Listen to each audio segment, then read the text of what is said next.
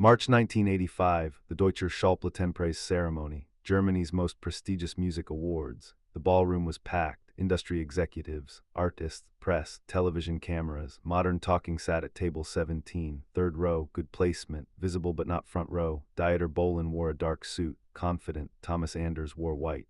Both men had been nominated in 3 categories: Best New Artist, Best Single, Song of the Year.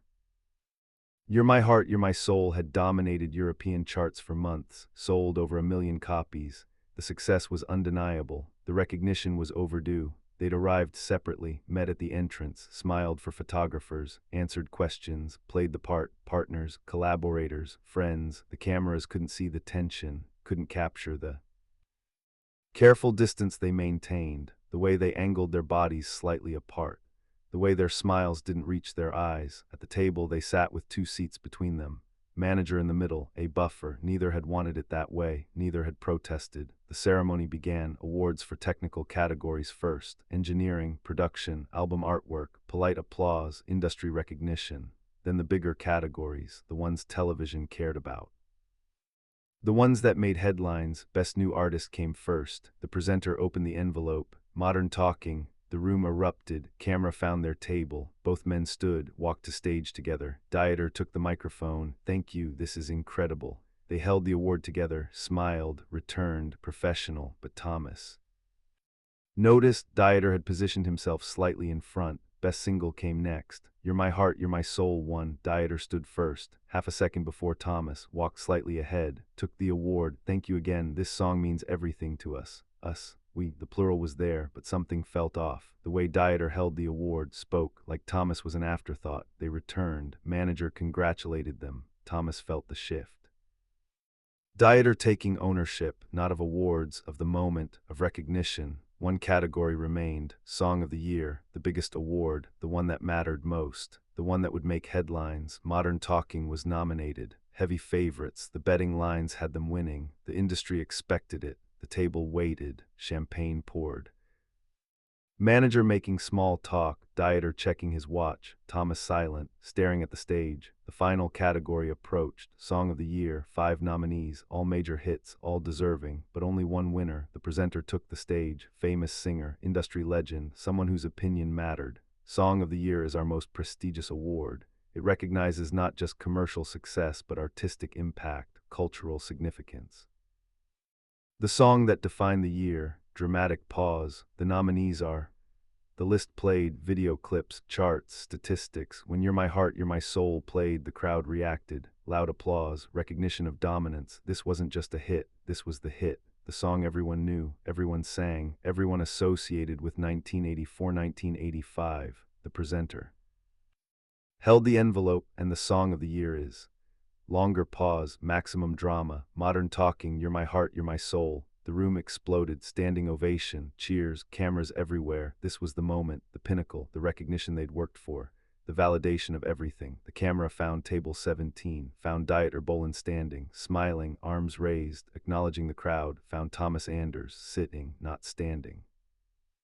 Not moving, just sitting, frozen. For 3 seconds nothing happened. The camera stayed on both men. Dieter standing, Thomas sitting, the contrast impossible to miss. Then Dieter started walking toward the stage, alone. Thomas didn't move, didn't stand, didn't follow, just sat, watching. The camera operators weren't sure what to do. Was Thomas coming? Was this a mistake? They kept 1 camera on Dieter walking to the stage, kept another on Thomas sitting at the table. Split screen, 2 men, 1 award, 1 walking, 1 sitting, millions watching, trying to understand what they were seeing. Dieter reached the stage, climbed the steps, shook hands with the presenter, took the award, heavy, prestigious, gold. He held it, looked at it, smiled, genuine pride, genuine joy. He'd won Song of the Year, the biggest award in German music. He'd created it, written it, produced it. This was his. The presenter handed him the microphone. Dieter looked out at the crowd, at the cameras, at the moment he'd been building toward his entire career. He didn't look back at the table, didn't check if Thomas was coming. Didn't wait, just started speaking. Thank you, this is unbelievable. Song of the Year, I can't express what this means. I've been making music my whole life, writing songs, trying to create something that matters, that connects with people. And You're My Heart, You're My Soul did that. It reached people, it moved people, it became something bigger than I imagined. The crowd applauded. Dieter continued. I want to thank everyone who worked on this, the engineers, the studio, everyone who believed in this song, who helped bring my vision to life. This award belongs to everyone who made it possible. Thank you. He raised the award. The crowd stood, applauded, cameras flashed. Historic moment, Song of the Year, Dieter Bohlen, Modern Talking. The camera briefly cut back to table 17. 2.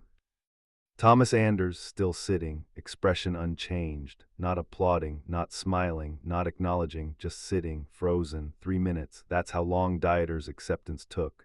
3 minutes from announcement to walking off stage. 3 minutes Thomas sat motionless while his partner accepted their shared award alone.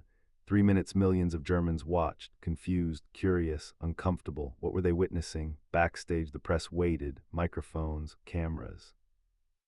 Questions. Dieter walked past holding the award, smiling. Congratulations, Dieter. How does it feel? Incredible. This is the biggest honor of my career. Where's Thomas? Brief pause, barely perceptible. He's still at the table, probably celebrating. Why didn't he come up with you? I don't know. You'd have to ask him. Deflection, not denial, not explanation, just deflection. Dieter moved on, took more photos, more questions, more congratulations, all about him, all to him. Thomas stayed at the table. The manager leaned over. You should go backstage. Press wants both of you. I'm fine here. Thomas, I said I'm fine. The manager looked at him, recognized something. Anger, hurt, pride, a combination of all three. Decided not to push, left Thomas sitting. Went to find Dieter, handle the press situation. The ceremony continued, more awards, more speeches, more moments, but everyone was still talking about Modern Talking's Song of the Year, about Dieter's speech, about Thomas staying seated. The optics were impossible to ignore, social dynamics playing out in real time on national television. When the ceremony ended, Thomas left, didn't wait for Dieter, didn't go backstage, didn't do press, just left, walked out, found his car, drove home, alone, with 3 awards sitting on a table somewhere. Awards he'd won but didn't accept, awards with his name on them that someone else held. Dieter did interviews until midnight, held the Song of the Year award in every photo, told the story of writing the song, creating the melody, crafting the production, mentioned Thomas occasionally. Of course, Thomas's vocals are important. He brought the song to life, mentioned, acknowledged, but not centered. The story Dieter told was about creation, about vision, about the work he'd done. Thomas was a component, important but not essential, a voice that sang words Dieter wrote over. Melodies Dieter created. The next morning, newspapers ran the story. Modern Talking wins Song of the Year. Photos of Dieter on stage, holding the award, smiling. Some papers included a small detail. Thomas Anders did not join Bohlen on stage to accept the award. No explanation, just observation. The music industry noticed. Colleagues called, asked questions. What happened? Why didn't Thomas go up? Was there a problem? Dieter's response was consistent. I don't know why Thomas stayed seated. We won together. The award is for both of us. How he chooses to celebrate is his business. Thomas's response was silence. No interviews, no comments, no explanations, just silence. A week later, their manager arranged a meeting. Both men, same room, first time since the ceremony. We need to talk. About the awards show. What about it? Dieter asked. What about it? The manager repeated. Thomas didn't go on stage. The press is asking questions. We need a unified response. I went up to accept our award. Thomas chose to stay seated. That's his choice. It wasn't a choice, Thomas said, first words since entering. Then what was it? Dieter asked. You didn't wait. You stood up and walked away before I could process what was happening. By the time I realized you were leaving without me, you were already on stage. I waited 3 seconds. You didn't stand. 3 seconds isn't waiting. 3 seconds is leaving. If you wanted to come up, you should have stood when they announced us. If you wanted me up there, you should have looked at me, acknowledged me. Instead, you just left. The manager intervened. This isn't productive. What matters is how we handle it publicly. There's nothing to handle, Dieter said. We won, I accepted. That's it. That's not it, Thomas said. Everyone saw, everyone knows something's wrong. You made it look like this is your award, your achievement, your success, like I'm just decoration. That's not what I did. That's exactly what you did. You stood first, walked first, spoke only about yourself. I wrote this, I created this, I made this. Where was we? Where was acknowledgement that this is a partnership? I said thank you to everyone who worked on it. Everyone except your partner, the person who sang the song, the person whose voice is on the record, the person whose name is on the award. You thanked engineers, studio staff. Everyone except me. Dieter stood. I'm not doing this. The award is for both of us. How you choose to interpret my speech is your problem, not mine. He left. The manager looked at Thomas. He's not going to apologize. I know. Can you let this go? I don't know. Years later, both men talked about that night. Dieter, I stood when they announced us. Thomas didn't. I assumed he was behind me. By the time I realized he wasn't coming, I was on stage. What was I supposed to do? Walk back. I accepted and spoke. Was I supposed to name Thomas when he chose not to participate?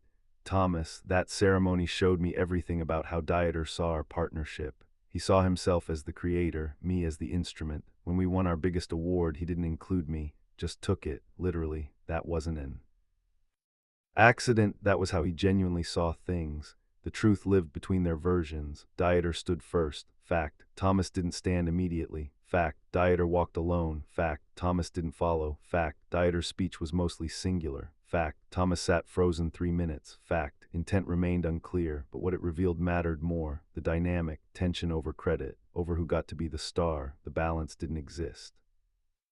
One stood, one sat, one spoke, one watched. Optics told the story. The incident became infamous, referenced in industry circles, studied in music business classes. The Modern Talking Awards moment, an example of partnership dynamics made visible, of ego conflicts playing out in public, of the importance of managing perceptions. Some sided with Dieter.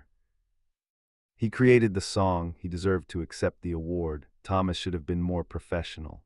Others sided with Thomas. It's a duo, both names on the record, both should have been on stage. Dieter was selfish. Most recognized it as symptomatic, not the problem itself, but evidence of a deeper problem, a partnership fundamentally unbalanced, where one person saw himself as the leader and the other as the follower, where credit was assumed rather than shared, where recognition was taken rather than given. The awards ceremony didn't cause Modern Talking's eventual breakup, but it was a data point, evidence that could be pointed to later. When people asked what went wrong, the awards show offered an answer, even if that answer was incomplete. When Modern Talking reunited in 1998, they addressed it, finally. Need to talk about the awards show, Thomas said during their negotiations. 1985, yes. What about it? We're not doing that again. If we win awards this time, we go up together. We speak together. We share the moment equally. Dieter paused. I didn't mean to exclude you that night. I know, but you did, and it hurt, and I never forgot. So if we're doing this again, we do it differently. Agreed, together, always together. The reunion years saw them win more awards. Each time they stood together, walked together, held the award together, spoke in turns, made sure the cameras and the audience saw them as a unit. A partnership, equals. The 1985 ceremony had taught them what not to do. Sometimes you learn more from failures than successes. In 2010, a German television special aired the most memorable award show moments. The Modern Talking Song of the Year moment made the list. They showed the clip. Dieter standing, Thomas sitting, Dieter walking, Thomas frozen, Dieter accepting, Thomas watching. 3 minutes of awkwardness captured forever on tape. The host analyzed it. This moment became iconic, not because of the award itself, but because it revealed something usually hidden, the internal dynamics of a partnership. The question of credit and recognition, who gets to be the star. Both men handled it poorly, but both men were also products of a system that forced them to compete rather than collaborate, that made them feel like recognition was zero-sum. If one person gets praised, the other gets diminished. That's not true, but it's what they believed, and belief shapes behavior. Thomas watched that special, alone in his house, saw himself on screen, 25 years younger, sitting frozen while Dieter accepted their award. He remembered that night, the confusion, the hurt, the anger, the feeling of being left behind, being made invisible, being reduced to a footnote in someone else's story. He also remembered what came after, the years of fighting, the resentment, the eventual breakup, and then the reunion, the work to rebuild.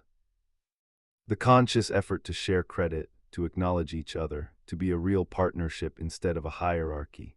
That awards ceremony had been a turning point, not the end, but a clear signal that something was wrong, that the partnership was imbalanced, that changes were needed, changes that didn't come, not in the first era. They'd waited until the breakup, until the reunion, until they'd both learn the hard way that partnership requires more than talent, requires respect, requires recognition, requires both parties feeling valued. Dieter watched it too, different house, same memory. He saw himself standing, walking, speaking, all the things Thomas had accused him of doing wrong, and with 25 years of distance, he could admit Thomas had been partially right. He should have waited, should have looked back. Should have made sure Thomas was with him, should have said we more than I, should have shared the moment instead of taking it. Pride had stopped him from admitting that in 1985, pride and defensiveness and the certainty that he was right, but time had given him perspective, had shown him that being right mattered less than being kind, that credit. Shared was credit multiplied. That partnership was about we, not I. The awards ceremony had been a test, and they'd failed it, but failure taught them lessons success never could, taught them what mattered, what didn't, what to fight for, what to let go. The 3 minutes Thomas stayed seated became 3 minutes that defined their partnership, not the whole story, but a crucial chapter, a moment that revealed truth about them, about their dynamic. About the work they still needed to do to be real partners instead of just collaborators who shared a name. Some moments last forever, not because they're particularly dramatic, but because they're particularly honest. The awards ceremony was honest, brutally, uncomfortably, publicly honest, and that honesty, painful as it was also valuable, because you can't fix problems you don't acknowledge, and that night on national television, millions of witnesses, the problem was undeniable. One man stood, one man sat, and everyone saw it.